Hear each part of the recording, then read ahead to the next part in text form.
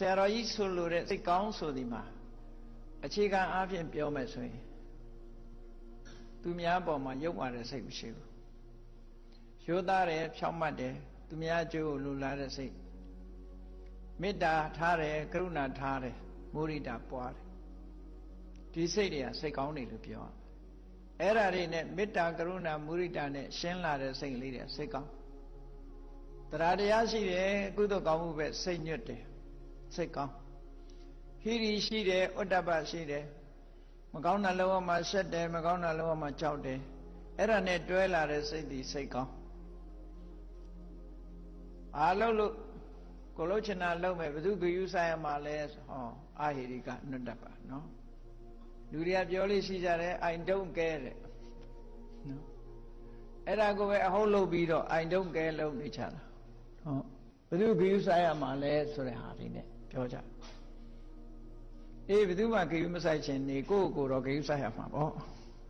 ကိုယ့်ကိုယ်တောင်ဂယုမဆိုင်ဘူးဆိုလို့ရှိရင်လူမိုက်ပဲလေလူမိုက်ဆိုတာဘာမှမသိလို့မိုက်တာကိုပြောတာခုခေတ်ကလည်းခက်တယ်မိုက်တယ်ဆိုတာကောင်းတယ်လို့ထင်နေကြဗျာလူကြီးတွေသွားပြီးဘာကြီးကတဲမိုက်ပါလားလို့ပြောတဲ့လူကရှိတယ်နော်မိုက်တယ်ဆိုတာကောင်းတယ်အဓိပ္ပာယ်နဲ့ပြောနေကြပြန်တယ်ခုက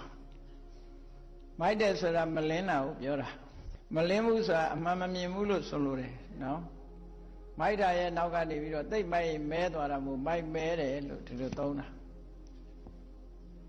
အကောင်းမဟုတ်ဘူးဘယ်ကနေကူးဆက်လာတယ်မသိပါဘူးဒီစကားတွေက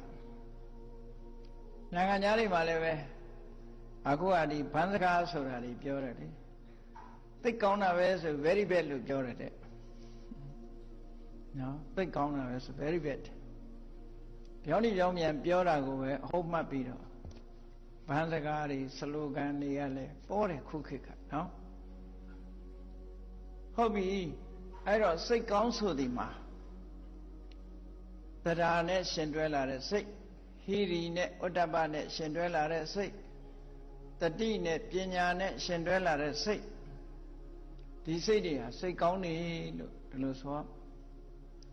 သူများပေါ်အနိုင်ကျင့်တာမျိုးမရှိဘူးသူများဥစ္စာမတရားလိုချင်တာမရှိဘူးသူတော်ဘာသားမယားပြစ်မှားလိုချင်တာမရှိဘူးကိုချင်းစားတယ်ကိုချင်းစားတဲ့စိတ်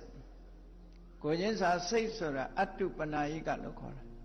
ကိုချင်းစားတယ်ဆိုတာကိုနဲ့နှိုင်းရှင်တယ်ငါမကြိုက်တဲ့အလုပ်ဘာလို့သူ့လောက်ရမှာတော့ဟုတ်လားငါရိုက်ရင်နာမှာပေါ့သူ့ရိုက်လေသူနာရှာ